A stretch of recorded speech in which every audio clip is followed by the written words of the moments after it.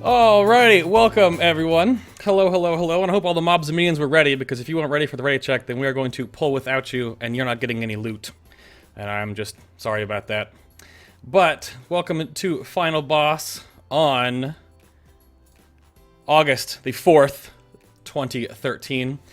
Tonight on the show we have a whole lot of tank stuff to talk about, vengeance, and we're bringing back the best beard in Final Boss TV, of course. My name is Adam K, aka Bay, and tonight, joining me, as always, and hopefully forever, the lovely bearded, best beard on Final Boss, Jenni.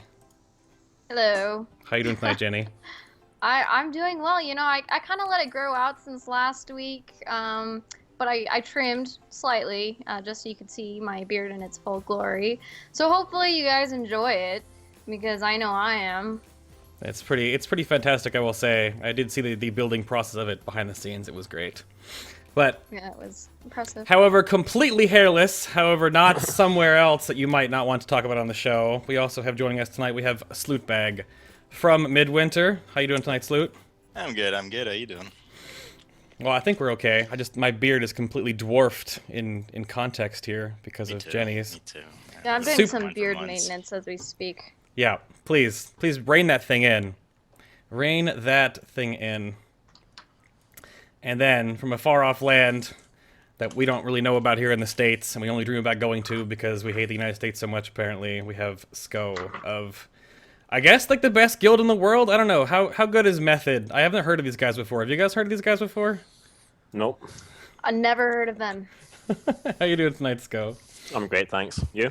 Like I said, I just totally dwarfed. I didn't even shave really before the show. I just kind of like cleaned up the beard. But I think Jenni totally just blew me away here. But welcome everybody.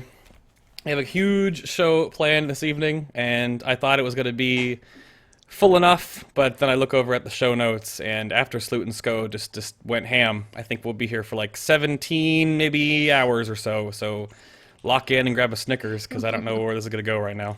Oh, Snickers. Product placement. Can we get endorsed by Oh, Snickers? definitely. Nissan just I'd like signed. Nissan just signed with Curse for League of Legends. So I mean, if a car company can endorse a League of Legends team, I think we can get a candy company on a WoW show. I'm sure we could. I mean, they already have stuff like that for, companies in Korea for StarCraft. So Yeah, I mean, Why not? yeah, definitely. They have tons of stuff like that. But so, what have you guys been up to lately? What have you guys? Any PTR stuff? Anything crazy going on? What about you, Jenni? I rated my first week on my Warlock. It was horribly embarrassing, but it felt like Christmas. There's a lot of, I guess, challenges and, playing a new class for my first week. And, I pretty much leveled my Warlock in 3 days from, 0, 1, or 1 to 90. And then I rated on it a few days later. We full cleared. Unfortunately, I didn't get to do Lei Shen or Raden. I was preparing for those fights, but surprisingly, it wasn't too bad. Dark Animus, as always, I double tank, and I was able to do that on my Warlock, which was pretty nice. So yeah, that's kind of what's been happening this week. We're still doing farm content. We really haven't had any time to do any new PTR things. So, at this point, we're just trying to get properly geared up. We have quite a few people switching over to different classes for next year, so we're trying to get them prepared so that we can go into the next year pretty strong. Yeah, no, I heard about this. I mean, we know that you were switching a while ago, but then we had briefly talked about this, and people have been feeling that a while, and some gillies of mine have even talked about it too, about the role switching stuff. I just don't know if it's too important though. Like, what do you guys think? Sloot, Sko, what have you guys been doing lately? On PTR or outside, you mean? Just, I don't know. What'd you have for There's no dinner last outside. night? Whatever is going on. PTR is fun. It's frustrating and it's fun and it's mandatory and all that kind of stuff. And you see top end.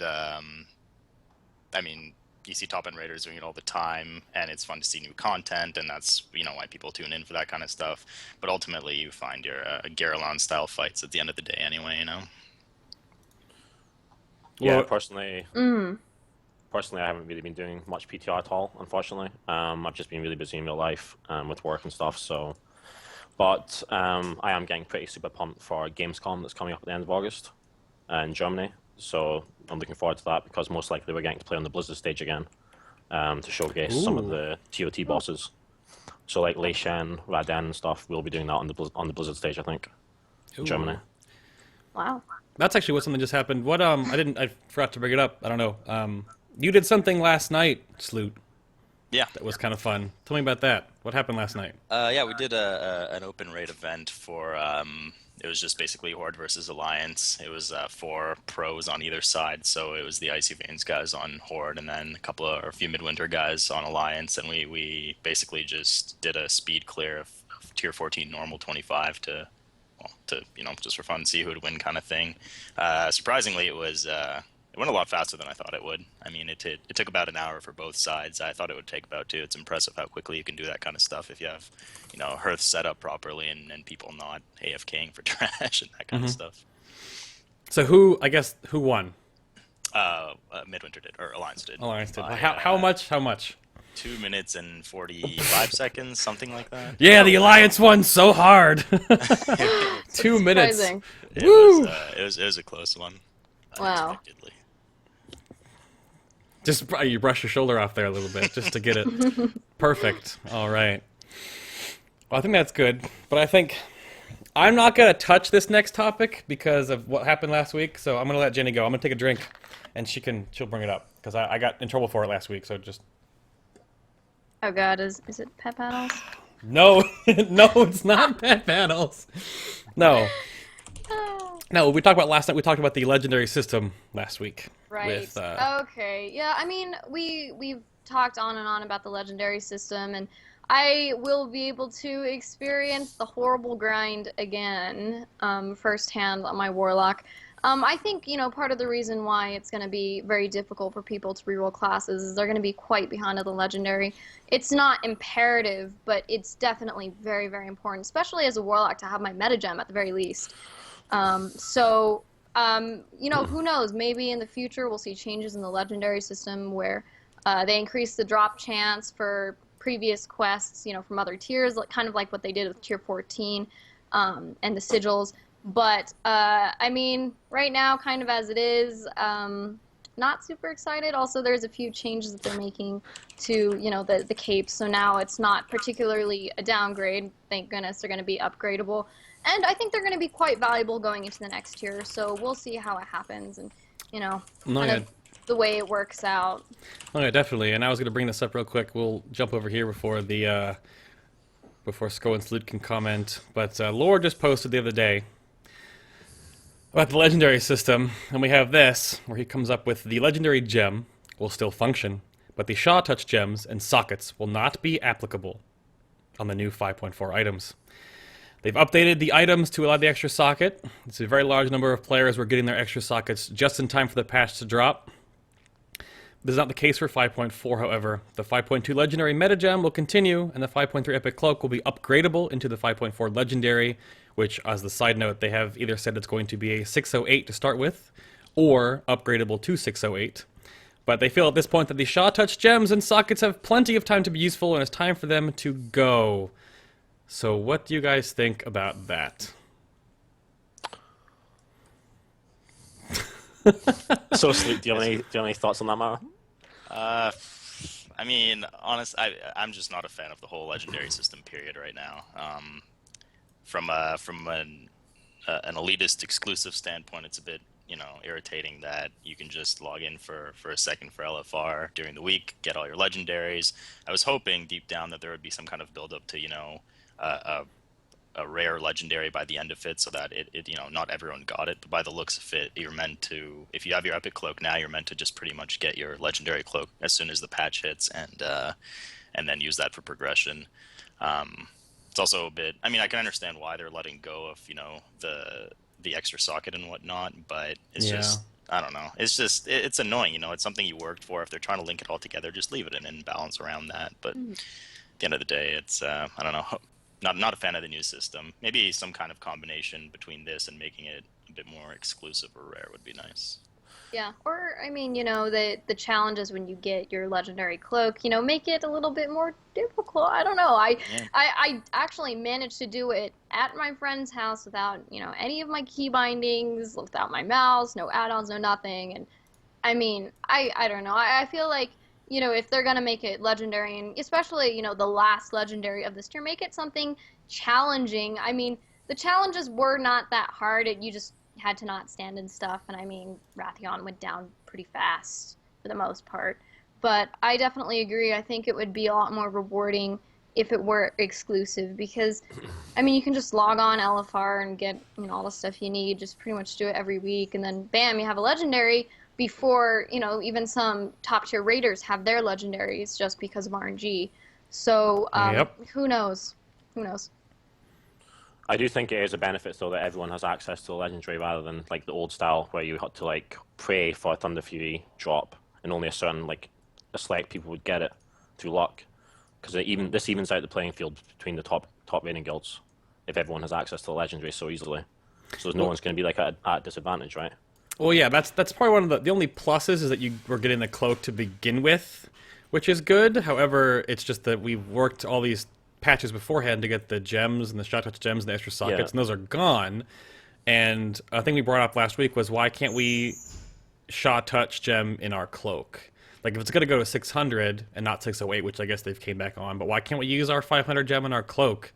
We've worked for months and months on this thing, but now it's just useless. We just can't use it. It's for ults, I guess, that are before the current level of gear we're on with our mains. Or were you really working to get it? I mean, it wasn't really that hard, right? You didn't really invest that much time into it. It's pretty much just doing the standard. You get it as you go, yeah. It's a it. lot of waiting. That's So now the cloak is pretty much just your final reward for getting exalted. I mean, the previous rewards are kind of just irrelevant, I guess, and I don't really have an issue with them removing it from the game. I mean, I don't really feel strongly either way. I don't really care. But I mean, doesn't it bother you that you just dumped all this time? Well, not dumped all this time, but everybody dumped the time, and it's just, I understand that it's a positive for that everyone gets it and it levels the playing field, but it just kind of takes the legendary out of legendary. You know what I mean? Mm-hmm. Yeah, completely. Like, I mean, yeah, it does. Because I mean, when I got my Thunder Fury like 6 or 7 years ago, like I was literally so happy when one of the bindings dropped. Like I thought I was like the most lucky person in the whole world. But now, obviously, with the cloak, it's just like receiving any other item in this game. I mean, yeah, nothing special. Yeah, nothing special. Yeah. But at the same time, I mean, it is better to have a balanced playing field between the top guilds. You don't want some guild that's got lucky and got like 5 legendaries and another guild that didn't get anything. I mean, plus if they're going to do the drop chance again, like with the old legendaries, it would just promote even more alt raiding, which is ridiculous. Like you'd have like 10 groups just so some main characters could get a better chance on legendaries. Yeah, so I that's mean, getting out of hand. with the standardized system, I mean, I think it's okay. Like everyone gets access to it, everyone has it. And honestly, I don't really know if it's even worth discussing about like the gems on like the weapons and stuff, because who really cares about that? It's only like some in-game gold, like 5k gold or whatever. I mean, as long as the playing field's level for everyone, it doesn't really matter. Yeah. Yeah. I still think, though, if we're gonna have some kind of standardized system with the quests and the grind, and you have to collect, X number of sigils or whatever runes, I think that they should maybe proportionally scale the drop chance to the difficulty of the raid. So there's a proportionally lower drop chance for LFR, and there is a proportionally higher drop chance for heroic. I think that, the people who invest their time into raiding heroics and investing a lot of time into the game should probably be rewarded with receiving their legendaries quicker, because they do need it more quickly, and I feel like it'll actually maybe encourage people to push for more difficult endgame content. Yeah, maybe, but that has also got a flip side, because that means that someone who's ahead now, like for example Method being number 1, will have a higher advantage over everyone when you go into the next tier. Like you're not starting on a level playing field just because some team that's ranked 300 or whatever in the world didn't manage to kill Lee Shen as fast as Method. That means they've had a less chance to get the legendary items than Method have. So you're not starting on a level playing field with everyone. So yeah, there's a weird flip when you come to that. Like, but the level playing field, I guess, to some degree. But we have people in Crisp right now that still don't have it. They're like, yeah, Rod and Cloak, and I'm just like, where's your real Cloak at, bro? Like, and that's like unfortunate, because I mean we have more time before the patch, because we're still thinking like mid to late September on this thing. But it is still kind of a pain in the butt that we all get it if we had it going into 5.4, but not necessarily everyone's going to have it. And and I guess it just affects people differently because you guys probably, I mean, with split raids too, you guys run 2 raids, at least 2, and you guys have to do that almost double the effort and double the RNG and time sink. It's easier now because Raden and Lei Shen always drop one, but that wasn't always the case with the Titan Runestones anyway. Yeah, But- I mean, I was one of those unfortunate people who got their Radan cloak before their legendary cloak, and I mean, at that point, it feels so ridiculous going into an LFR and seeing, clearly undergeared alts in full legendaries, and I'm still getting very unlucky. The only drops I got, the Titan Runestones, were off of Lei Shen and a few off Radan. I mean, it did not drop any before. And it was just kind of weird, killing Radan, getting cloaks, and still not having my legendary to replace it. Mm-hmm. Yeah. Oh, you'll get it eventually. I mean, everyone will. The thing is, you can never really make a completely level playing field in terms of legendaries, especially if they span the entire quest line. Because then what they need to do is, as soon as 5.4 comes out, go, okay, everybody can now purchase the epic cloak from a vendor as soon as the patch comes out, which is just not going to happen. So there's always going to be some kind of imbalance with legendaries. I guess it's just about rewarding who works harder for it. So for instance, it used to drop in tier 14, the sigils drop from normal and from LFR. That wasn't the worst thing in the world, other than the fact that it promoted too much grinding for top end progression player, or just progression players, period. Yeah. So I mean, there's never a perfect solution. You know what I mean? If they make it exclusive in a rare drop, it's what Sko said. It's going to end up being, giving an advantage to certain guilds who are lucky. If they make it, global like it is now, it's kind of not really legendary. There's problems always. There's always a lot of hoo-ha surrounding legendaries. There has been every expansion. Yeah. We'd lit it on that there's actually Riot does it a lot with League of Legends, where imperfect balance is a thing, where the game has to be imbalanced and RNG oriented in some fashion, but then really easy in others. And as the game progresses, they can kind of retweak those values until you never see the same classes, for example, are never the top in WoW. They always kind of roll around a little bit. Like Warlocks right now are pretty favorite of the month, but they probably won't be in 5.4. But it's that whole thing of imperfect imbalance. There's never going to be a legendaries won't be like you can get it in 3 weeks and you're done. It's going to be you can get it in 3 weeks or you can get it in 12. With what the system is now, but at least that they are giving us the cloak to work for the entire tier in 5.4 instead of getting it at Garrosh, he's dead. So they get a legendary to farm, so that's still better. Yeah, I guess in a sense that's good, but let's be honest, there have been classes that are flavor of forever.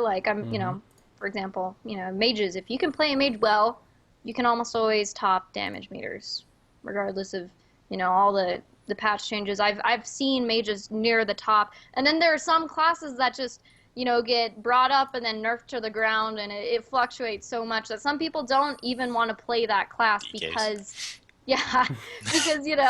like DKs, they are super OP, or they are nerfed and then they get OP and then they're nerfed again, and it's just, I mean, there are definitely classes that do receive I guess worse treatment than others in terms of changes per patch and their power and the change in their ability. So I mean, I think there's no way it's going to be completely fair, they change all the classes, they try and balance the game, but I do feel like there are some classes that tend to perform really well for many patches. Yeah, but classes are one thing, and flavor of the month classes are a totally separate beast entirely. However, what do you guys think about raid bosses in general? Now, we have a whole slew of new ones coming up in this new patch. But what to you guys have been doing this game, and you raid, I mean, Slow and Scoot obviously raid a lot better than, or more, I should say, than a lot of other people that play this game, mostly because of the time invested and multiple raids. So to you see bosses maybe a little differently than the normal or kind of casual or raider, or even the semi-hardcore or whatever how you want to break down the graphic. But so to you, do you have memorable bosses that even if you farm them forever or you go back to them later on to solo as the game progresses? What do you guys think for memorable bosses? Does anything really you're I love that fight? Well, yeah, there's several different things that can make a boss fight memorable. I was looking at this pre-show list. Lost Jenni. Go ahead. She's lost? She's Oh, gone? Shoot, I'm back. There we go. Sorry Okay. about that. Not a problem. Right, okay. So, there's some really memorable quotes from certain bosses, like Illidan, you are not prepared, kill Thas, it was merely a setback. Like these kind of quotes that get repeated over and over, they've kind of made it into like meme status now, like popular in the world culture. So those bosses are memorable for that reason.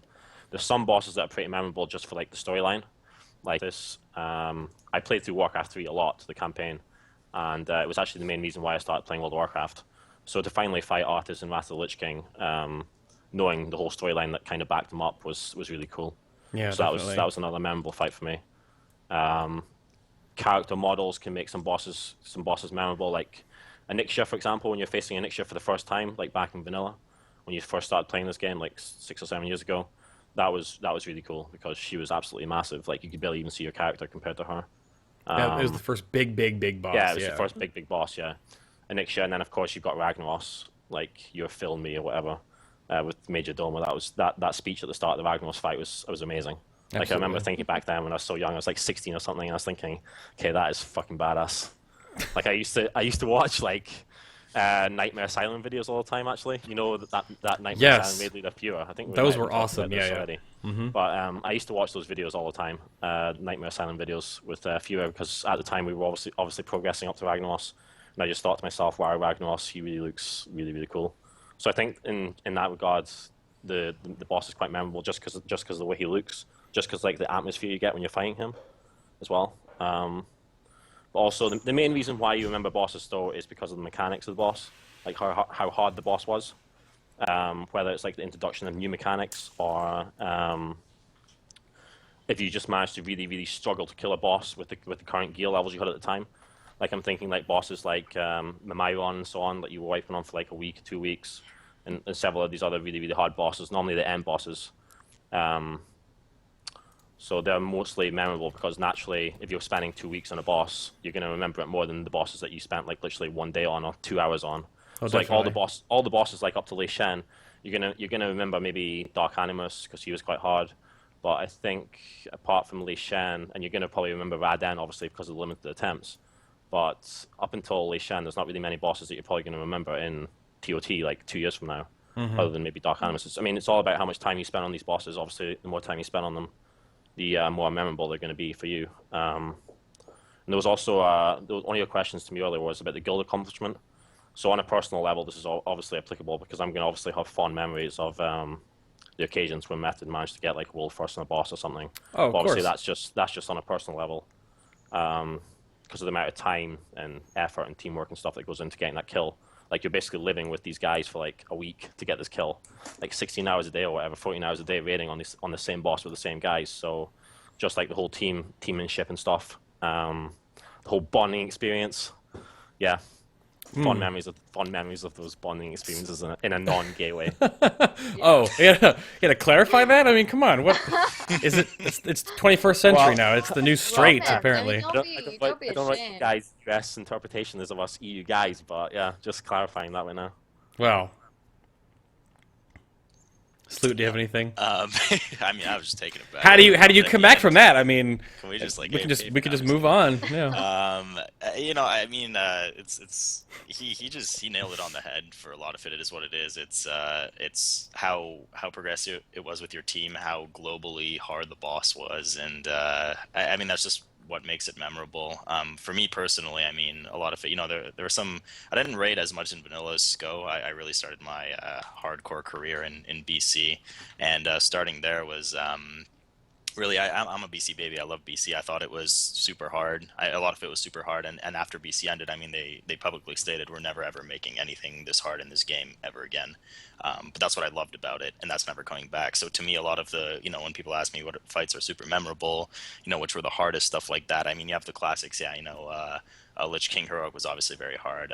Rag 2.0 was obviously very hard. Lei Shan was quite hard too. Animus, stuff like that. But the big concentration is really in BC. You have Illidan, you have Twins, you have like pre-nerf Muru. Kill Jaden was actually pretty tough too. Like all these fights were hard. Kel'Thas, Vash, everything was really hard back then, and it's just the gaming, the like Blizzard's philosophy towards, you know, making everything more casual, more friendly, not having to spend 24 hours a day to progress on these, and it has just changed a lot. And you know, back then there was a lot of other gating to bosses too. I mean, bosses were tuned, aside from difficult mechanics, bosses were tuned numerically so that, you know, until you had a certain eye level, you know, it didn't exist at the time, but until you had a certain eye level or amount of gear, you couldn't even dream of killing the boss oftentimes, because no matter how good you were, even if you did everything perfectly, the numbers just didn't add up.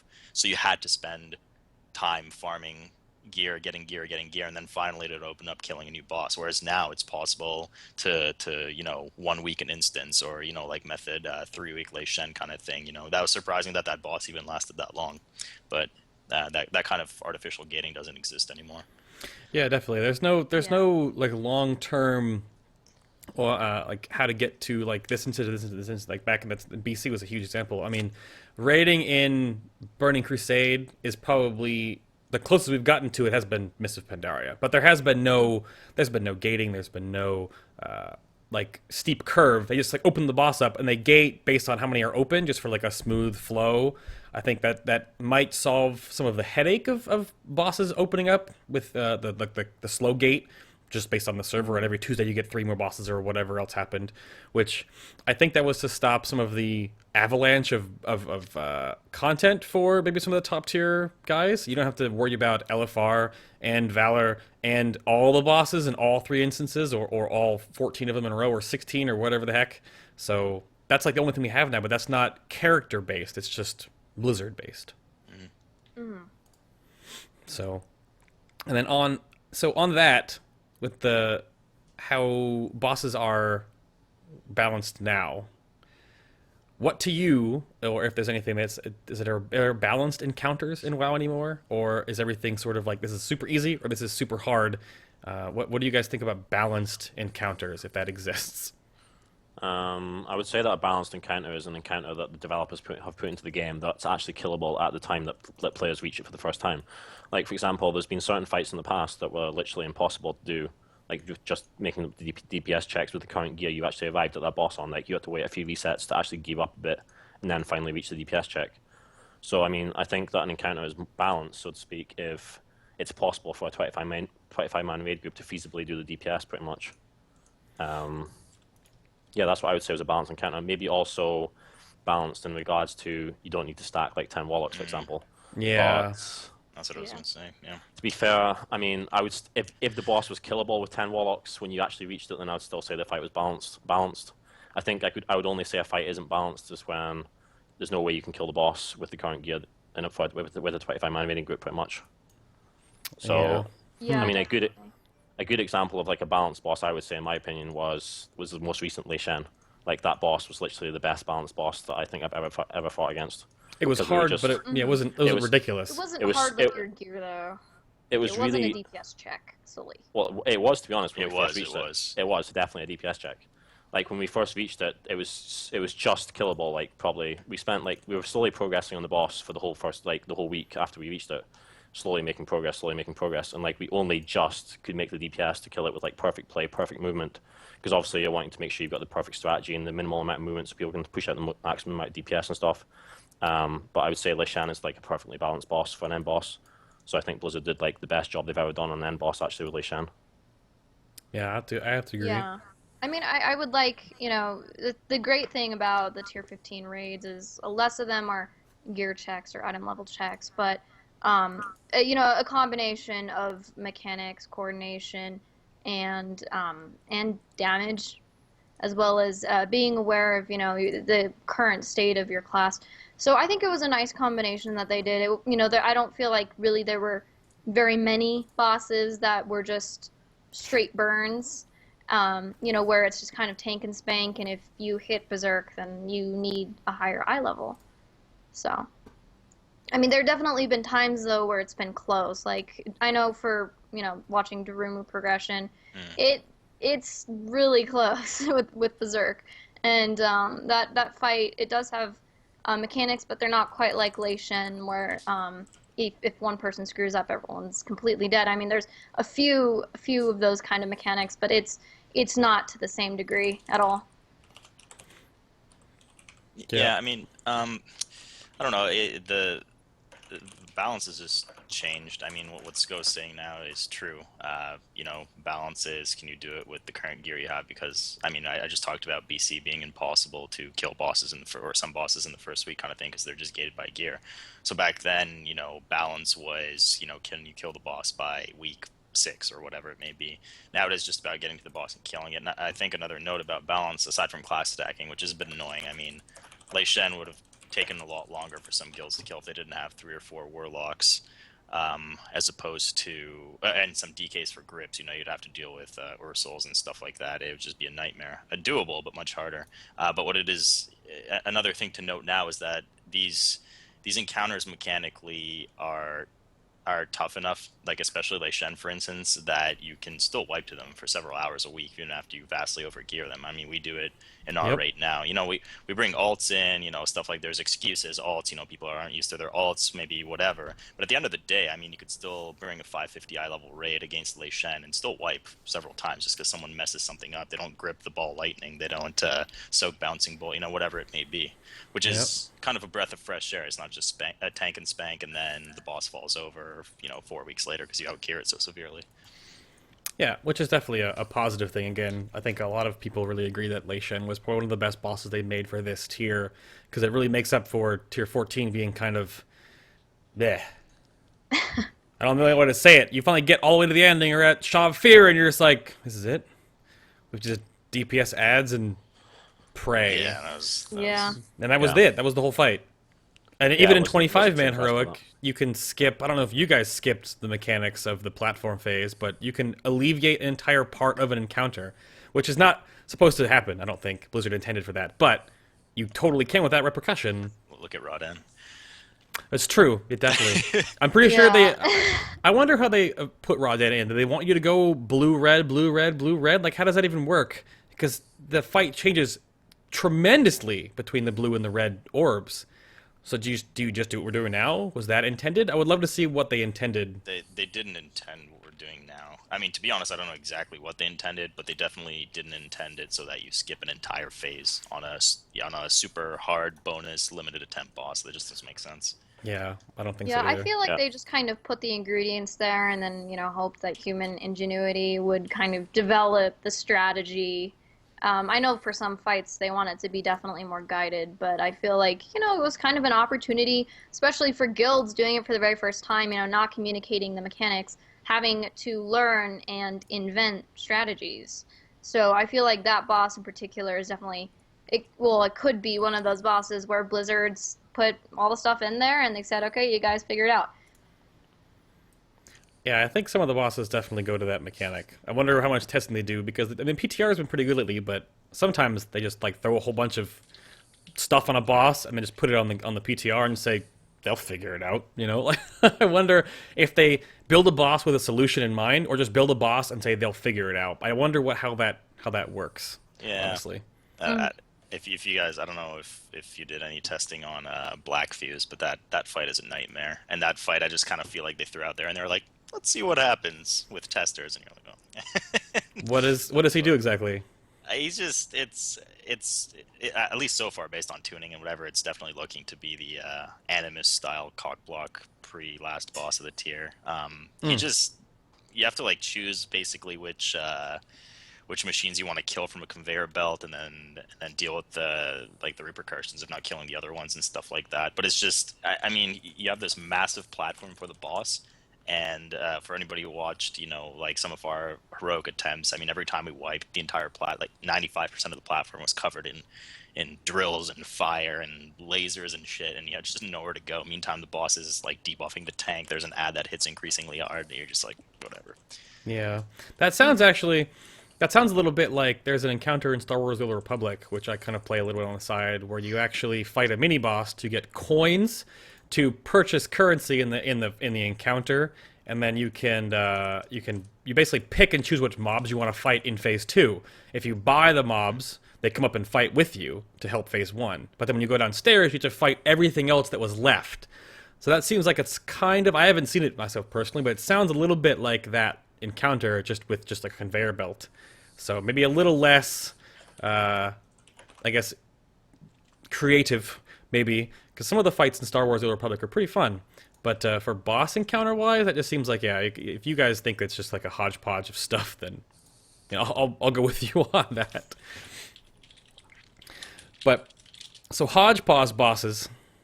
Last thing real quick here on boss mechanics and bosses in general.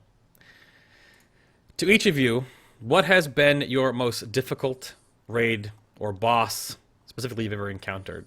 And I'll go with Jenni first on this. What's the hardest fight you've ever geared? Like mechanically, gear check wise, the whole Lei Shen one person kills you kind of thing. What's been the hardest thing you've ever dealt with raid wise? Well, since, raiding for me has been recent to tier 15 and tier 14, I'll definitely, hands down, easily can say Lei Shen has been the most difficult boss. I mean, pretty much, for Dark Animus, it was pretty straightforward. You had a few people who had very specific, a little bit more complex jobs, but for the most part, everyone else, they hang on to their ad, just don't die, get aggro, and then feed them into the constructs at the right times. Whereas, you have other people feeding them into other ads, waiting for the Animus siphons to come out before putting it into other ads. Even then, we had a lot of wipes, but it was nothing like Lei Shen.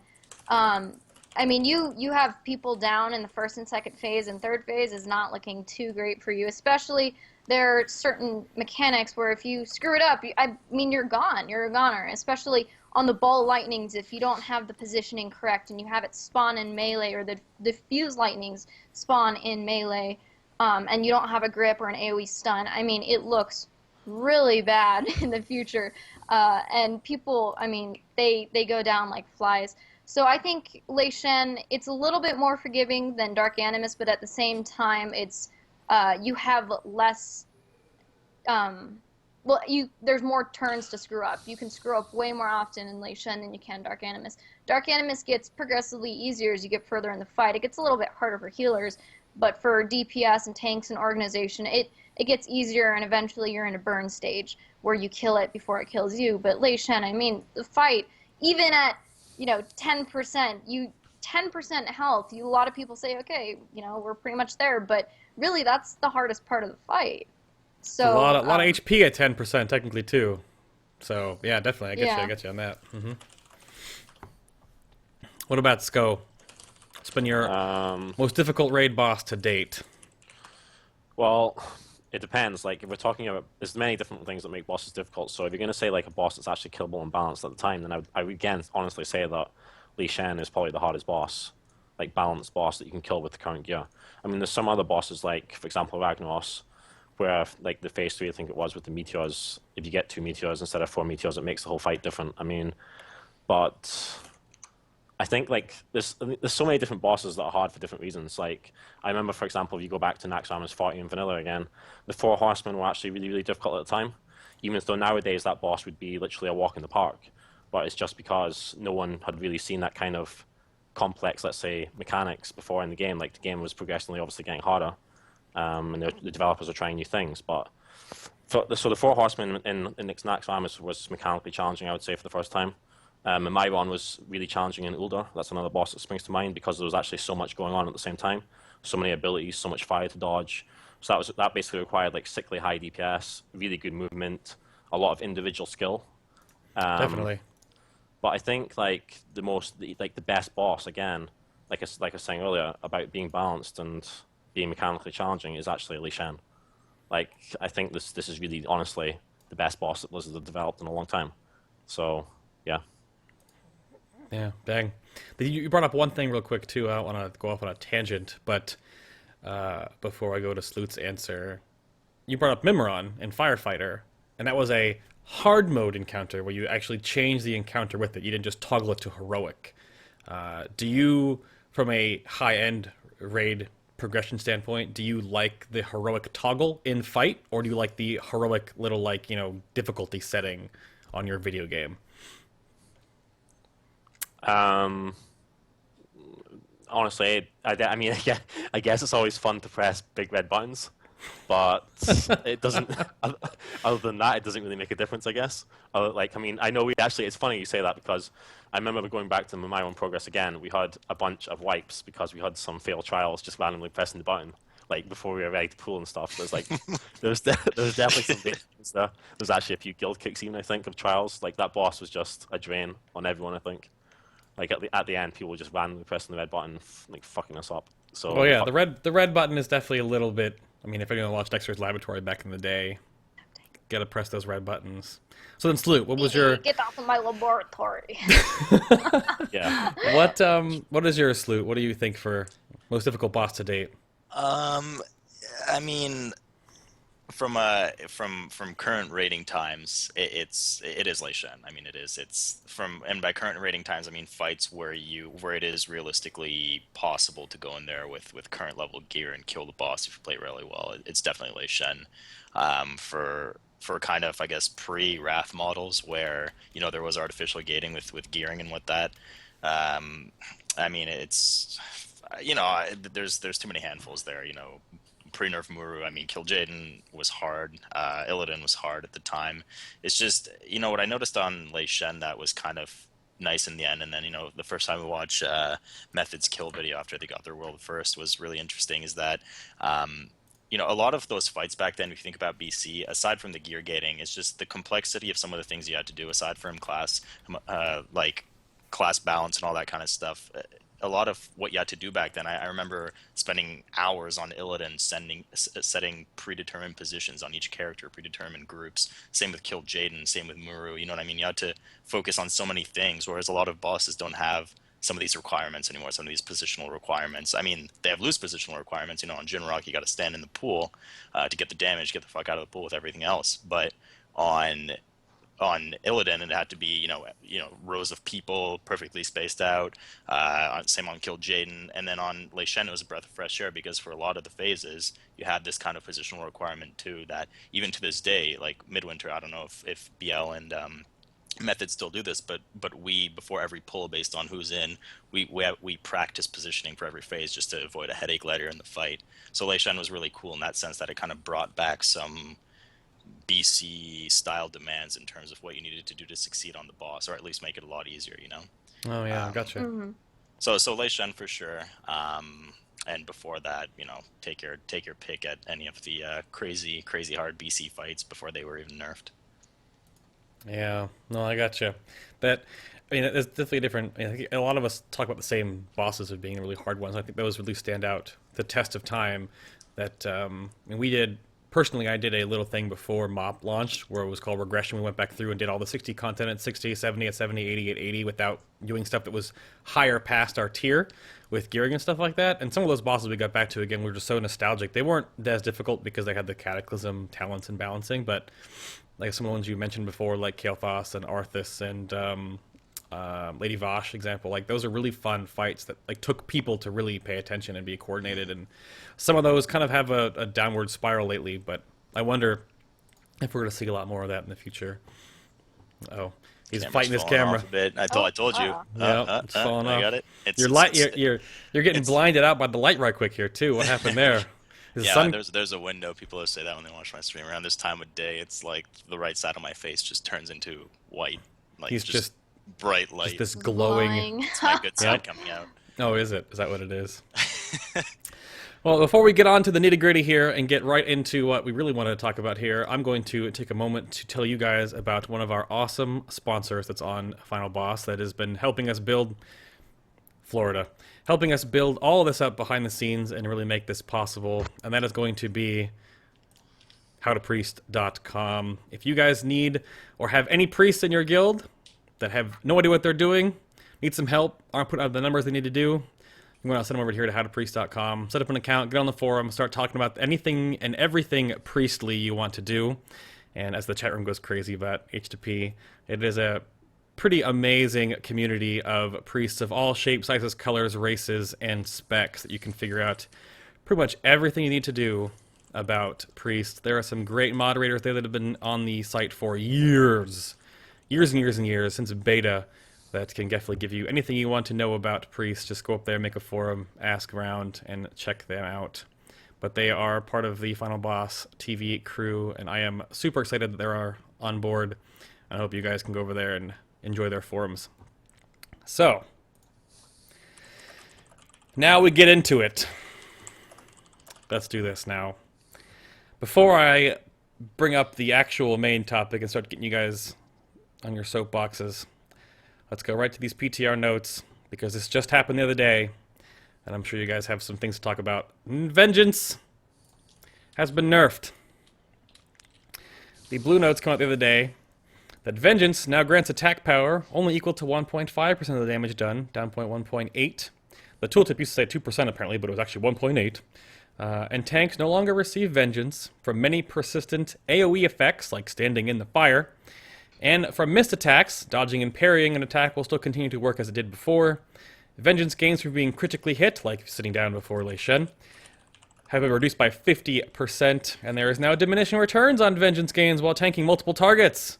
Each additional target grants progressively less Vengeance. So now, as two of the best tanks in the world, what you know about that Vengeance?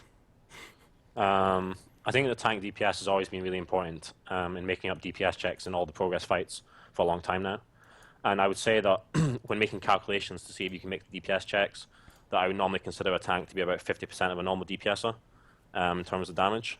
But there is certain fights where that 50% becomes ridiculous and it becomes like 150%, let's say. That's particularly on like AoE fights, like Lei Shen, for example, with ad spawn. And also on certain fights where you get hit really hard, like Raden. I'm sure you've seen like tanks with over 500k Vengeance on that boss on like several of the streams. But after these Vengeance changes, like tank DPS is still going to be really important, just that I think it'll bring the tank DPS down to a more constant of around 50% of a DPS player in the raid, which should help Blizzard balance the encounters a little bit better, because they won't have to obviously take that extra factor into consideration. So I think it adds some kind of stability in terms of encounter design. It's one less thing for Blizzard to worry about, and I mean, I don't think it's going to have that much of an impact on tanks. I mean, there's nothing we can really do about it anyway. You're still going to have to try and maximize your damage. Yeah. So I mean, I don't think it's going to have that big a difference for tanks. It's not going to have any. It's not going to give you any threat bombs unless you're like shit at the game. So yeah, I don't really think it's going to have that big an impact. And also the other thing, like where they said they're going to try and cap the Vengeance at 30% health in 10 man and 50% health in 25 man. I'm assuming that's still in the PTR or not. I'm not sure. I haven't been on for a while. Is it? I don't know. I was just looking at that right now. We have a note here that says that Vengeance is going to cap at 30% of your health, down from 100% in 10s and 50 in 25s. Yeah. So I mean, I'm just thinking about that, like, because when I was raiding like last week, I was stacked full stamina, but I mean, I've got over 1 million hit points. So, in which boss fight exactly am I receiving more than 50% of my hit points in terms of Vengeance? I mean, only Raden, I guess, but only slightly. That actually is not even going to go live. So, yeah. You don't so I think mean, so? I don't think that's even really worth. That's not really a big deal either. I mean, yeah, I'm not too fussed by the Vengeance changes, to be honest. It's just pretty much bringing the tanks back in line with like a more stable kind of DPS. Than kind of having spiky DPS on some fights. And to be honest, I don't really care. Fair enough. Sloot, Yeah. what do you think? I mean the straight up coefficient nerf from 1.8 to 1.5 is I mean, that's just straight up Vengeance nerf. It was getting out of hand. I mean, look at fights like Raden, one tanking Khan, one tank Darumu, stuff like that. It's okay, I think, for if tanks play well with Vengeance from a skill standpoint, that they reap some benefits, but they shouldn't be doing double and triple the top DPS spot. That just doesn't make any sense. The AoE change though, that's not. I mean, it had to happen. We just tested. Just as another example, we just did Garish 10-man normal, right? I was hitting DPS, and I know Trekkie was doing the same. Sko's bro. We're hitting DPS of 1.3 million, stuff like that, in 10-man normal. That's not good. So it's a smart thing to kind of adjust the AoE cap so that tanks don't pull 1 million mobs, and be like, oh, don't DPS these mobs just so the tank can do triple everyone's DPS. But the other problem is it starts sparking issues outside of raiding, which people either haven't thought about or just even Blizzard maybe hasn't considered. And things like, think about challenge modes, proving grounds, farming daily, soloing old content. All of this stuff relies sometimes on rounding up mobs and getting a lot of Vengeance, and that's not going to be possible anymore. So I think it's kind of the AoE thing's a bigger change that maybe needs to, in my opinion, be considered for 6.0. And maybe they could just put some kind of cap when you AoE tank mobs. I'm sure they can come up with something for that so that it doesn't prevent you from benefiting in all these other scenarios. But something did need to be done about Vengeance, and it was. And like Sko says, there's nothing you can do about it. From a single target perspective, tanks are still competing near top ranks depending on class. So the multiplier nerf from 1.8 to 1.5 is pretty much just going to be canceled out by the fact that tier 16 bosses hit harder. So we're going to just have the same kind of net vengeance at the end of the day as we did in tier 15, while everybody else's DPS gear still increases. Probably tanks hovering around mid pack, maybe high pack, depending on the fight kind of thing, but no more crazy AoE situations. The other thing that this didn't really prevent is if there's another fight like Khan, which you can one tank with a stacking bleed or anything like that, it didn't do anything. You're still going to have tanks capping out it and crazy vengeance and doing ridiculous damage. That has nothing to do with AoE. That just has with, certain class perks and whatnot. So Yeah. it fixes some of the problem, but not all of it, and in fact introduces some problems outside of rating 2, which are a lot of them. No, definitely. So then you guys mentioned specs a little bit. So now, how does Vengeance, for those who don't know, who don't tank, the difference between the 5 tanking classes, how does it really impact all 5 of them? What does it do for DPS for them, and what does it do for mitigation for them? And who's better, who's worse, whose scale is up here for DPS and down, and who's up way for mitigation? Like, where are the tanks sitting right now with the Vengeance, with the 5.4 balance in mind? Just like who benefits more from DPS, who benefits more for mitigation? You want to start, Scott? Or? Go Nah, for you it, can start, Sloot. okay. Okay. I mean, given the changes in mind, with the class changes and the vengeance changes, paladins are still. It's going to be paladins, monks, and warriors. And I'm speaking more so from a 25-man perspective. The story changes from a 10-man. I'll just add this disclaimer right now because there's less damage on the tank in 10-man. So it's, when I say that this class isn't as good, the story doesn't translate directly to 10-man. But I mean, the way I saw it in tier 15, this current tier, it's, paladins and monks were dominating. Warriors were really good at mitigating. I mean, they're rocks, but their damage was terrible.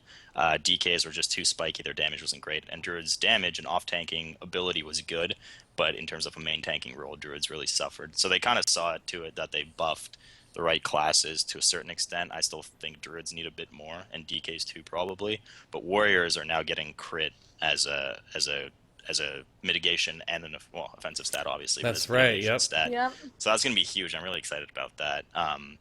So, I mean, just in terms of Vengeance playing, there's 2 different worlds, right? At low Vengeance, you're always going to get the Agi classes doing a lot more damage because they innately stack crit and haste and all that kind of stuff for their active mitigation, and the plate classes always suffer. I know Paladins stack haste a lot, but at low Vengeance levels, it's haste scales with Vengeance. That's why it's so nice. So at low Vengeance levels, you actually benefit more from strength on a Paladin than you do haste. So the Vengeance changes for low doesn't really change. For high, you're going to see Warriors doing a lot more damage now. Blood DKs also got riposte, so they're going to be doing some more damage now. But unfortunately, crit isn't benefiting DKs in any way for mitigation.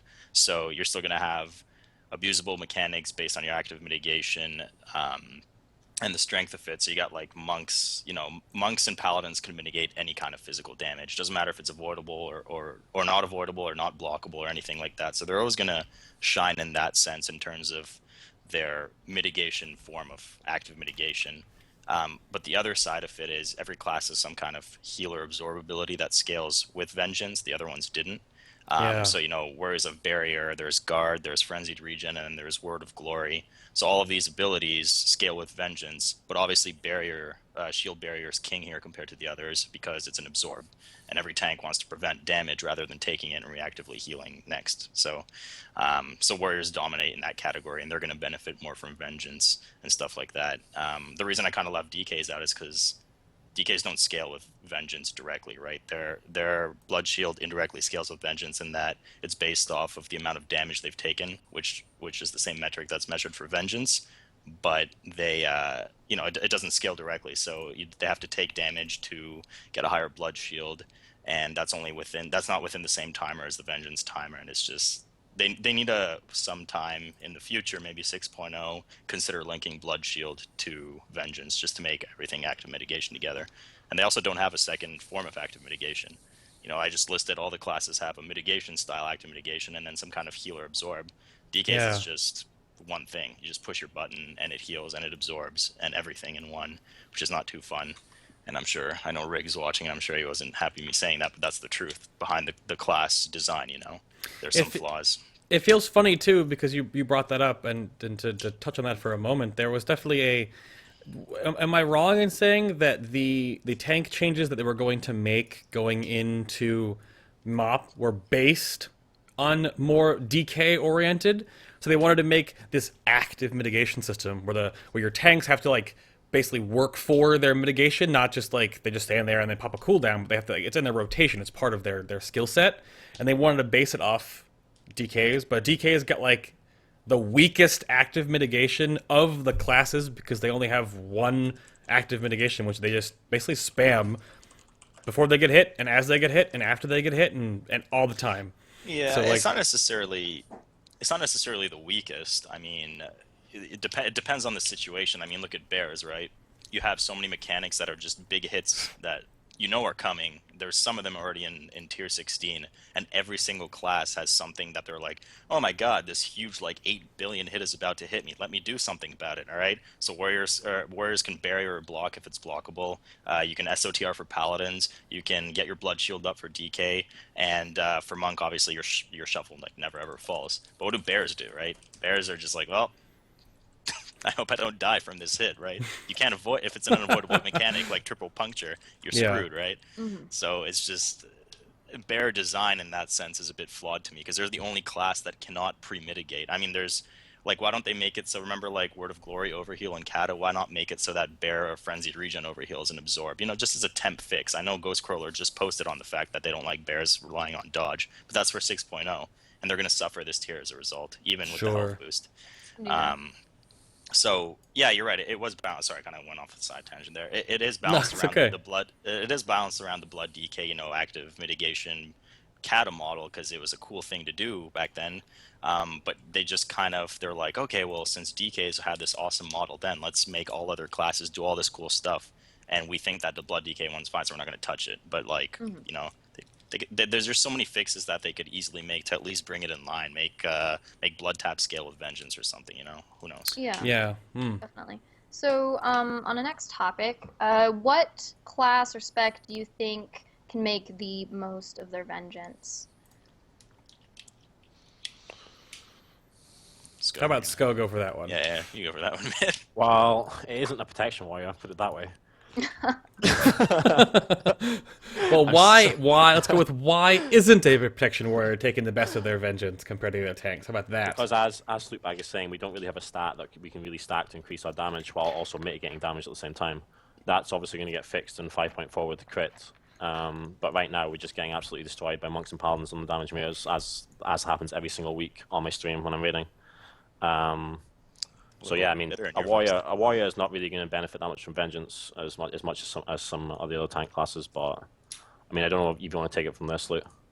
I mean, that's just what it is. It's you have classes that are, it's exactly like Sko said, and it just extends to every single class. You have classes that are stacking offensive secondary stats which benefit their active mitigation or their survival, and that just isn't the case for warriors.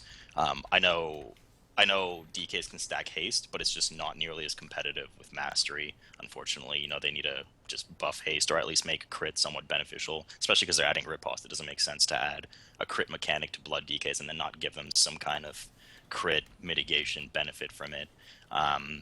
So I mean, it's just what he said. The tanks that are stacking offensive stats at high vengeance especially are destroying meters right now. Haste paladins, monks, especially crit monks, and druids are doing a lot of damage. Druids do a lot of damage. You just don't see a lot of them because they get hit in the face and they can't do anything about it. Yeah. And next patch that'll change, and warriors will have riposte, but it'll also be attractive to them to further stack crit. So warriors' damage is going to go higher than will DKs, just because DKs won't be looking to potentially stack more crit than they need outside of Riposte, and they're probably not going to be like stacking avoidance for a lot of fights or anything like that. So next tier will be more balanced in that sense, but they need to introduce a hard secondary stat to DKs to make them, like haste is for paladins, introduce something that is almost as attractive, if not more attractive than mastery to DK, so that they actually have options to play around with that aren't just trying to parse by stacking crit or haste, Definitely. Yes, there's some changes coming. Definitely there's changes coming in the wind, as it were. Yeah, we'll just see if it helps that much. Like if it, fundamentally changes the way that we're going to see meters going into the next tier. Because I have a feeling, meters are going to be relatively similar, except, warrior tanks might, be doing more, but DKs and, I mean, you don't see a lot of guardian druids. There's still going to be a very definitive order in which, what tanks are going to be the best. It's not going to cataclysmically change our choice of tanks, but it might, improve, I'm sure, for people who have preferences. Yeah, all I can say is watch out for me on the meters next patch, Jenny. You'll see me at the top. Oh yeah, is that? So then, what happened with tier 14 and 15? Real quick, just to braze over that, because not everyone is on the same level of progression as everyone here, especially not. Method apparently is pretty good at this game, but I mean who knows? So what tier 14 and tier 15? Any quick notes on what the best tanks are there in case you are progressing through that in normal or heroic right now? Tier 14, we used 2 block tanks, just mainly because my main was a warrior, obviously, and Trekkie, the other main tanking method, is main a paladin. But we actually felt block tanks were mostly the safe option in most circumstances anyway, because block tanks have more consistent mitigation through obviously block. And like fights such as Garajal, where you want constant mitigation so no one in the raid dies from the Voodoo Link, or whatever you want to call it. And also, the other thing is, warriors and paladin tanks have amazing raid cooldowns, like Rallying Cry, Crit Banner, Aura Mastery. Like, these raid cooldowns are not to be underestimated. I mean, a lot of the fights, I've noticed this in a lot of fights recently from Blizzard, in that a key part of the fight is using a reactive ability to survive another boss ability or to give yourself less chance of someone in the raid dying. So, I mean, these raid cooldowns are just required pretty much for smooth fights. So, yeah. We pretty much used Warrior and Paladin for that reason. In tier 15, we pretty much did the same thing. I mean, so yeah. Again, it was mainly because of the cooldowns. I mean, thinking again about fights like Dark Animus, where there was multiple jolts, especially before it got nerfed. You basically want to have like a Rallying Cry up or something or whatever on each of those jolts. So, again, the raid cooldowns is absolutely key. And again, it's partially because it's just the players play that as a main class, and we maybe didn't have like equally geared alts at that point. But yeah, we did actually end up swapping out to a monk for Leishan, basically just because of the movement speed on the taunt makes the fight slightly easier. Oh yeah, definitely. We did actually swap out a warrior on Raden as well, because we used a Death Knight to grip out the ads. So pretty much we swapped a Death Knight only for Death Grip, and that was it. So yeah. Hang on, you guys killed with a Blood DK? Yeah. Oh, good lord. Actually, I don't know. Actually, now that you're saying that, I'm actually not 100% sure if we killed a Blood DK. I don't think. DK or not. Really? You might have had one in the raid. Actually, I know that when we started with the Blood DK, because that Blood DK replaced me in the raid, but I think he might have actually swapped to a DPS player again, but just gripping them out and killing them. So yeah, probably not a Blood DK. Because Fatal Strike is just, I mean, not impossible, but it's just like rolling the dice for DKs for sure. Yeah, definitely. What about you, Sloot? Tier 14, 15? Yeah. Overall, I think the overall package probably, and it's kind of global, just remains this way. And I'll try to say it as aside from the fact that I play Paladin, is probably Paladin. Just because they bring it all. They can survive if they need to. If they're at 5% health, they have things they can do for themselves, that kind of thing. Tier 14 monks were only kind of starting to gear to levels that were good, and then they got their mastery buff in tier 15. So it was really a kind of traditional plate tank dominated tier in 14. Just like Sko said, it was paladins for sure, and warriors are always just rocks. You know, that's what they are. They're always meant to just be rocks. They have high passive mitigation intake. They're just great in that sense. You know, block, damage smoothing, and damage smoothing is preferable for any healer over spiky damage like bears and DKs often take. In tier 15, they kind of shifted a bit because what happened is they buffed Monk Mastery. Monks do a crazy amount of damage, and monks are just essentially block capped. And Mastery is just such an amazing smoothing stat for monks. So Paladins still had all their usual tricks, raid support and whatever, and then monks all of a sudden are just doing crazy AoE damage. Keg Smash just pretty much critting the boss for 8 million. And they kind of rose to the top as a result of damage being so good. They're no better. I can't really say Monk is vastly better than a Warrior on mitigation, because they're not, and smoothing and all of that. Their smoothing's amazing, but a Warrior played properly still mitigates really well. But the thing is, the Monk just triples a Warrior's DPS. You know what I mean? And Ox statue is useful too. So for tier 15, it was as an overall package. It was definitely Paladins and Monks, and then Warriors were just a bit below because they suffered with their DPS and whatnot. I want to derail that, but I think you might want to maybe wear a hat or something to BlizzCon. Yeah, Just to throw that out there, you might want to like a hard hat and then like a huge like bubble helmet maybe, because you I might would just keep it covered. just keep it just word of advice, just keep it covered. You can wear your final boss patch on your Midwinter shirt, right? But then keep the head covered, just because I don't even. It's different. I didn't see chat room last week, but I made the amends on my whole setup here to actually see chat room, and maybe I'll turn it off next week. I'm not sure. But let's move on from the head rubbing. Later, let's go. So we have PTR stuff happening. And I know Sloot has a whole lot of PTR stuff, and Sko's a little less right now, but what do you think is going to change? We've talked a whole lot about tanks now, tanks in tier 14 and 15, but what do you think is going to happen in 16? Are we seeing the same thing? Are we going to see just monks, unless they get nerfed hard? Or what do you guys think is going to happen in tier 16 for our tanks? What do you think is going to happen, Sko? All right, I thought you were actually going to direct the question to Slootbag. You pretty much just said that Slootbag has so much PTR experience and Sko has not. Well, I know. Well, what do you So what it's do you like, what do you hey, think? prediction. Are you just gonna Are you just gonna What's he throw trying up? to say that I haven't attended any PTR raids or what? Yeah, I know. Well, I think you guys are just like Please. man mode through. You're just gonna like Trekkie and I are just gonna Paladin Warrior the whole thing and not even care what Sloot does or what he even talks about, just because, which is fine. Well, I've But- attended pretty much every PTR raid, and I'm looking forward to 5.4 as a Warrior. Exciting changes. I mean, Ultimatum for all the Warrior tanks out there is going to be absolutely amazing. I mean, it's going to proc a lot more, giving us 3 heroic strikes, and in addition, it's going to be guaranteed crit on that heroic strike as well. So basically, I'm looking forward to spamming the hell out of my heroic strike button again. Something I've missed a lot since like the last 5 years or whatever. I'm going to be spamming that Q key like mad. The new passive ability as well, the riposte, is also quite cool.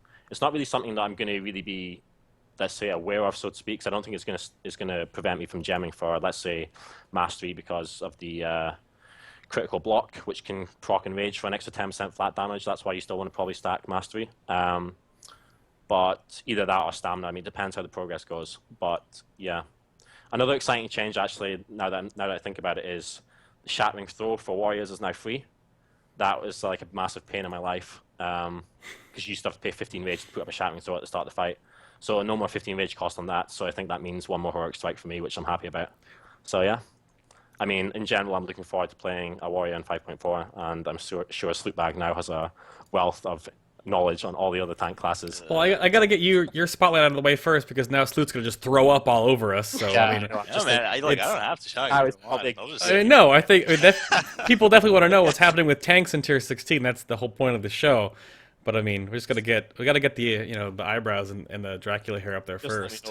Just let me know in advance, Slootbag. Is it a good time for me to go AFK and make a coffee before you tackle this question? I actually wanted to get your take if you have any opinion. You probably haven't looked much into it because you didn't mention it, but were you I was consider? actually joking actually, you guys know I was joking, but for the viewers, I was actually joking. I haven't attended many PTR raids. I think I've only managed to attend 2 so far, so my PTR attendance has really been struggling, I guess you could say. Mm-hmm. But I mean, I am excited for the changes. Warriors should be pretty strong in 5.4, and yeah, I hope to start attending the PTR a bit more. What can I say, really? Just been pretty busy and stuff, so yeah. Sure, definitely. So Sloot, can go make his coffee now. Yeah, man, go make your coffee. Sure, sure. Sure, go Um, for it. All right. all right, all right. So I mean, uh, just like non-cloud. Jesus, I'm looking at like my notes here. Sco had like an ass ton of notes above, and all of a sudden it's on me. Okay.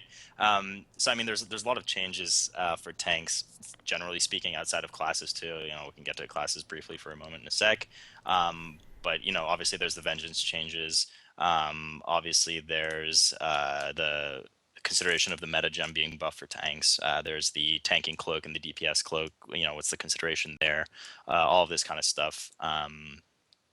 So, I mean, you know, generally speaking, from a tanking progression standpoint, especially with the upcoming buffs to the meta gem, and probably nerfs to the DPS one for tanks, you should be definitely going with, for progression's sake, the tank meta.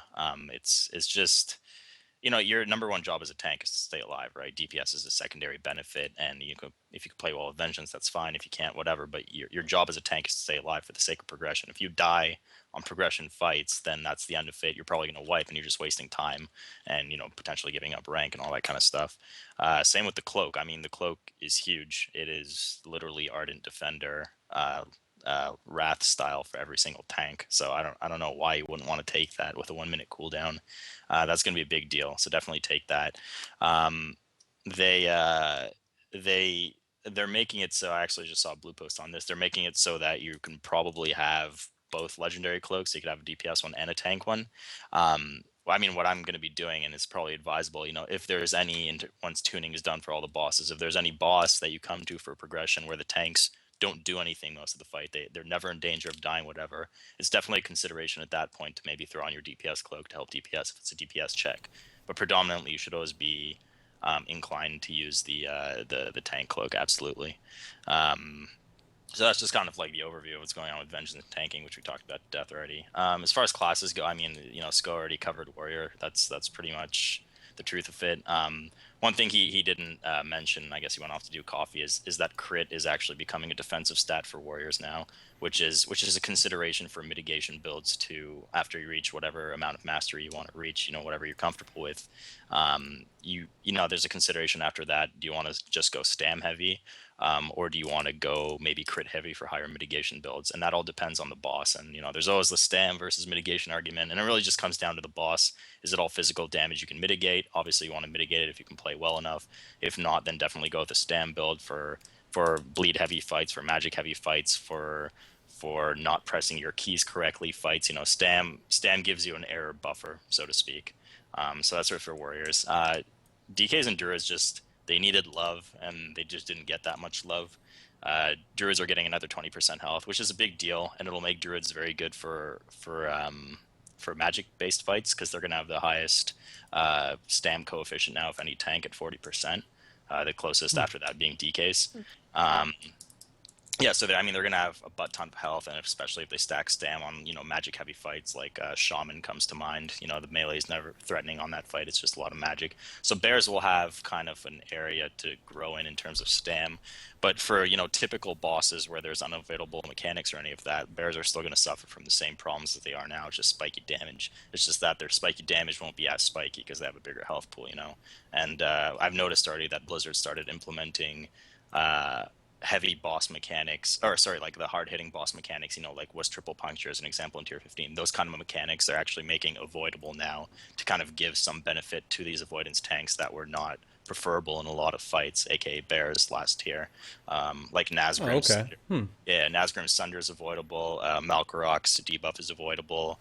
But you know, I mean, take that with the disclaimer that Darumu's hard stare in tier 15 testing was also avoidable, and then they decided to not make it avoidable as soon as the tier came out. So, you know, whether they keep it or not, who knows? But it's definitely quite beneficial to have some avoidance tanks for some of these fights, and it'll be a perk to have one on the side if you need to use it. You know. Yeah. Well, now just to clarify that real quick, is it the mechanics that are going to be avoidable? Are they just by RNG, or are we going to see the mechanics being avoidable by cooldowns or trinkets, stuff like that? Like, are they controllable, or is it just gonna like, oh, I accidentally avoided this huge not gonna one shot me move?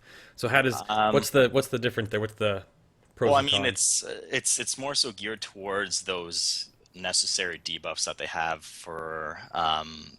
like tank swap debuffs, right? That you're supposed to use to tank swap. Like Darumu, let's say, let's say you couldn't bop off the debuff and bubble it off. You're supposed to taunt at 5 to 6 stacks on Darumu, right? That's what makes it a 2-tank fight, or con bleed stacks or whatever. So these Correct. kinds of built-in tank debuff swap things, some of them are avoidable now.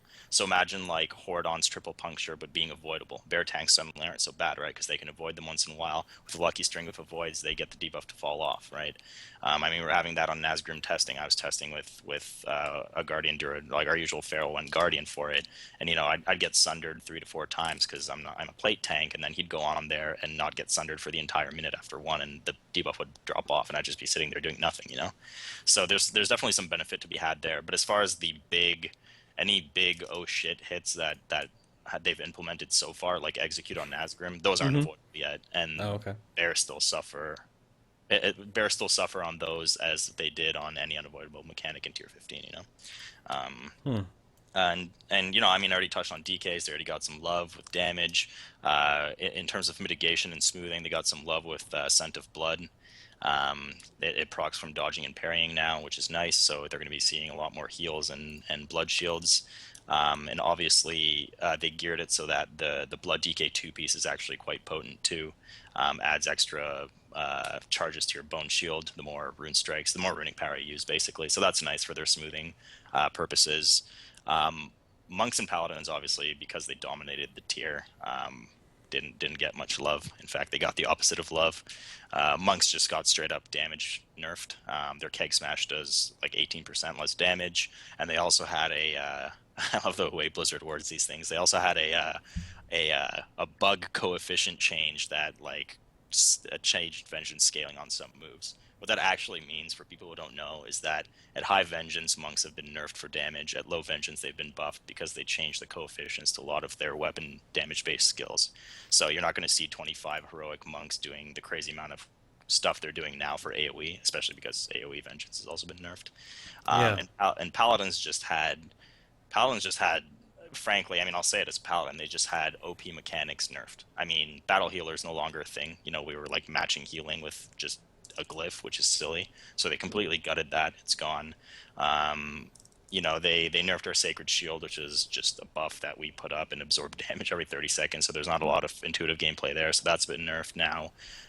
But I mean, they didn't nerf it to the level that all of a sudden Paladins suck now. They just kind of made it so that all tank classes are more in line. And there's some stuff I could have added probably a bit more for DKs and whatever. So yeah, I mean, that's it. That's kind of the overview of all the classes. It's looking to be a lot more balanced next year, especially with Vengeance not being such a huge disparity. Also, Sko, because you just probably didn't know, your 2-piece for Prot Warrior tanking is really OP. So make sure you pick that up as a Prot Warrior tank. What does it do? What does it do? It heals you for 30% of the damage blocked or absorbed without a cooldown. So if you're tanking like a million mobs, then they're all just healing you. If you put block up, it's a bit silly. On top of the extra warrior changes, warriors are going to be really, really strong next tier. Crazy. Yeah. So I mean, that's kind of my rant. All the tanking classes have been brought online. There's obviously little changes here and there that I didn't mention because this show would take 8 hours if I did. Nerfs to certain classes, buffs to certain abilities, stuff like that. Yeah. But definitely expect that you're not going to see paladins and monks being generally mandatory or the better tanks to bring unless there's some abusable mechanic from other tanks. So legendary cloaks. How do you see that? I mean, we haven't really touched too much on it, but I think it's worth bringing up because I'm sure there are people, viewers, who don't really know the importance of the new legendary cloak for tanks. Well, did Slootbag not just cover that in that last conversation on that, or? We didn't really touch on. No, not really. That doesn't mean I covered your perspectives. Right. My perspective, okay. Well, I mean, survivability as a tank is already pretty easy in this game, to be honest. I mean, you've got so many cooldowns, so this is just going to make it easier. I'm not really sure what to say about it, really, because I haven't actually seen it myself. But I guess, obviously, it is good to have another survivability cooldown. What else to say, really? It's just Ardent Defender. That's all it is. Yeah, it's just caked in. So I'm assuming that this is obviously this is passive then, right? It's not you. Yeah, It's not yeah, on yeah. use. It's like remember the Okay, right. Okay. So yeah. Yeah, just procs. So it's amazing, pretty much. Okay. Yeah. Definitely. Well, we've definitely talked a whole lot about tanks. There's way too much more to talk about. The way that Final Boss works is we're never going to actually just have... You'll never only see these guys once forever. They'll definitely, hopefully, be back on in the future. We have tons of stuff to talk about when there's progression going on and things going on in the future. We'll have other tank episodes about. The show's going to rotate around the spectrum, I guess, the Trinity, and we'll talk about more. But if you missed all of that, this whole thing will be up on YouTube within the next day or so. You can actually watch this entire episode on YouTube. I'm still in the process of, I do want a MP3 on iTunes version of the entire show. You can listen to just the audio. So if you do want to go to sleep to Sko talking about tanks, or Slootbag talking about tanks, and just leave it on, you totally can do that. Or in the car, whatever you want to do. You'll But become that's... a pro in no time. That's coming out. That's coming out in the future. But no, not closing out the show. So chat room saying. I was just saying that this is. People were asking about where this is going to be after the live event. It's on our YouTube page, and it's going to be eventually on our iTunes page too. But yeah, you can listen to this instead of like NPR or I don't know BBC News. I like there I is like listening to those in the car. that's true. But there is an upgrade effect to actually see Sloot's head or Sko's eyebrows with the live show or the YouTube archive. So that's what are you going to do? Yeah. So the He last... stole the hair from my head for his. Is that what happened? That is. That's what how he happened. I got just his want everyone to know. eyebrows. I mean, That's how he's got his amazing eyebrows. It's my. oh, hair. is that how it goes? Oh, I didn't realize. Yep. The last bit of the show every week. The show has 4 parts. The last bit of our show is going to be... It's called the Mob and Minion Inquiry. Now, just real quick to preface this, every week, and if you have a question and you don't actually know if it's going to be on this week or not, you can always submit your questions to FinalBoss.tv. We have an awesome submission forum you can put in, and if we have a good question submitted for Warlocks or Hunters or whatever in the future, and we want you questions for those, we will use it on that show. Right? When we build a show around those classes, we can use your questions. So you can submit them whenever you want, or you can always submit your questions when we actually ask on Twitter and Facebook a couple days before each show happens, when we actually know what's going to happen. And just so you guys, I know they said that's priests next week, but you don't know who's on yet. So at the end of every episode, we'll always talk about who is going to be on the next week, so you guys know what's coming up. But that's how you guys submit your questions to us, and we love your viewer questions. That's half the reason why we started this show in the first place anyway, is to connect these guys with you and get all these questions out of here. So we'll move on to the first couple of questions here. We have a couple. All right, first question. May I read this? Yes. Go for it. Yeah. All right, so this is actually from Corey, aka 6 of the guild Crisp.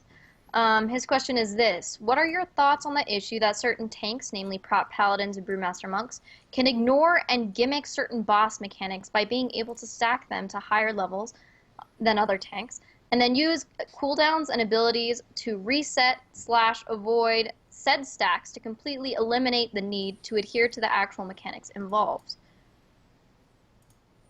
It's a big one. It's been around for a while.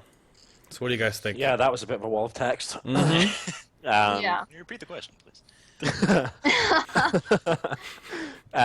Yeah. Well, I think we briefly discussed this off cam like the other day, actually. Yes.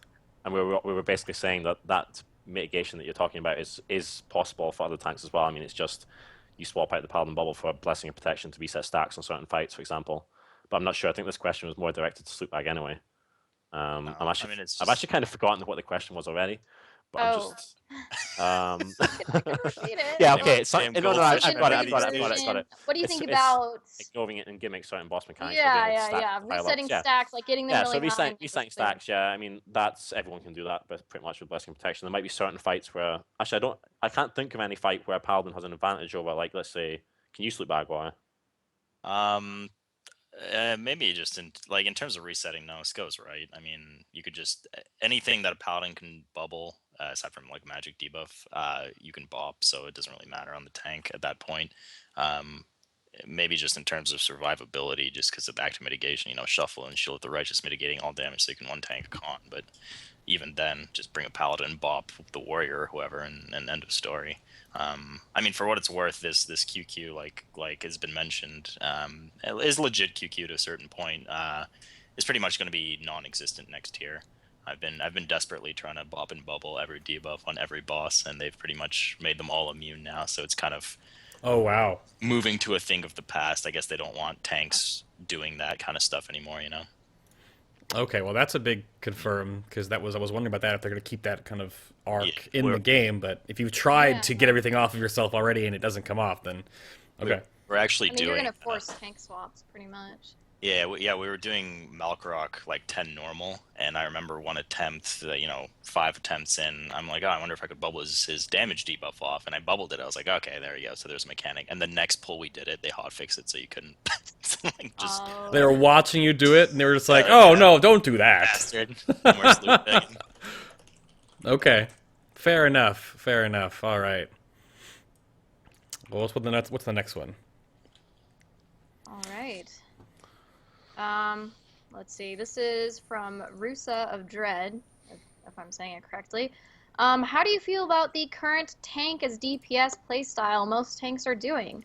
Many avoiding passive mitigation entirely, even during progression, are going for DPS gear. How are the 5.4 mechanics changes going to go towards this trend, if at all? And what do most tanks need to know going forward? I guess you're mainly referring to prop paladins rolling on like haste items. They're taking ret gear, basically. Yeah. Yeah, Yeah. you just need red gear pretty but- much. Like Let's I go was saying, Warriors 2 next patch. like I was, yeah, that's true. That is true. But like I was saying earlier, I mean, you can't ignore the fact that a tank in this game is good DPS. I mean, a tank is definitely contributing to the DPS checks on progress bosses. So in theory, you do actually want your tank doing as much damage as possible as well. I mean, you've just got to make that calculation when a piece of loot drops, obviously, who it's going to benefit more. If it's going to benefit the tank more than the DPS player to receive that piece of gear, then I don't have any issues with it. In the end of the day, it's a team game, so you are obviously just trying to kill these bosses as fast as possible, and the gear just goes to whoever it benefits the most from. So if the prop paladin is going to benefit from the haste item because of the high vengeance, let's say, in a certain fight, over like a DPS player, then personally, I don't really have an issue with it. So I guess it depends maybe on the level and maybe on the level of the guild that you're in and maybe what you're playing for. But in general, like I said, it's a team game, so give the items to whoever is going to benefit best, I guess. Yeah, and I mean, typically you don't see more than one ret paladin in a group, and if you do, it's purely for that extra damage. So, I mean, at least that's how I've seen it, and so if there is a prop paladin and a ret paladin group, they kind of sort it out. But I mean, I have not seen too many ret paladins in a single raid group. Like, I've seen maybe maximum like 2, but it's really variable, and who knows, going into the next patch how that's going to change for them. Yeah, the other thing that was brought up in the question too was monks, I guess, taking DPS leather over tanking leather, which I guess isn't really a thing. Doesn't even exist. It doesn't really exist, but I guess it's Yeah. the gemming the crit might have been the thing that just skyrockets their DPS forward. But Sloot talked about how the vengeance change is going to really help that almost bottom out and balance the whole DPS of tanks classes that just kind of gimmick their DPS stats to higher levels. So. Yeah. I mean, the only just one more added note on Sure. this, the tank is DPS playstyle thing. I'm just reading over the question here. It's really, I mean, you got to understand for paladins and druids, for instance, haste and crit, those are also more or less their best mitigation stats too. So the tank is DPS. If you see a paladin stacking haste, it's not because he's trading survivability necessarily for the haste. He or she, or they're doing it because that's their high mitigation build kind of thing. Whereas monks have the option. If you go mastery, that's your best damage smoothing stat for survivability. So if you see monks going crit heavy, it's either because they want more damage or they're trying to go for a crit build for sustained EB stacks kind of thing. But at the end of the day, mastery is their best mitigation stat. But it's all kind of made, this whole argument is really diminished next year because of the vengeance nerfs. So. Yeah, I guess that's a lot of the concern we have right now for DPS as tanks is going to be changed, and we won't really know until a month or so after the patch has been out. We'll get a feel for where they sit on the scale. They'll still be contributing, of course, but I don't think they'll be where they are right now, where they're beating out pure DPS classes. I'm sure rogues and warlocks and mages and hunters love that because all they bring is damage, and the tank beats them. So yeah, exactly. Well, that's. Oh my God. If you haven't experienced It's a just brewmaster so monk, stupid how much damage they have by the end of that fight. yeah, no, it's ridiculous. All right, we have one more serious question before we have the awesome show wrapping question. So go ahead, Jenni. All right. This is from Marcy. They're on Hellscream US. Basically, their question is, do you think that Vengeance and tank DPS are over the top? How do you think it's affecting the metagame of tanking rating in general? Well, I guess this was kind of covered in the Vengeance section. I personally do think that it is over the top on certain fights. I think it should be more stabilized, which is what's going to happen, I guess, with the patch. So I think it's being brought back in line. How do I think it's affecting the metagame? Yeah, well, it's obviously affecting the metagame in regards to it's showing even further the benefit that some tanks have over other tanks, and the fact that they're able to benefit from DPS increasing stats. So the gap between, let's say, certain tanks is being widened by the inconsistent Vengeance gain, let's say, on certain fights. Yeah, definitely. So yeah, I mean, the next patch is going to be good, I think, in general for balancing out tanking, both the Vengeance and through class changes. So I think in 5.4 is going to be good for that, from what I've read at least. Sloot is bringing out the guns to finish up the show. Oh man, I'm just stretching. Oh, yeah. Let's see the guns, man. I mean, it's yeah, everything was pretty extensively covered already in terms of Vengeance and DPS over the top. You know, in AoE situations, it's again, it's going to be a moot point, you know, because that's not going to exist really.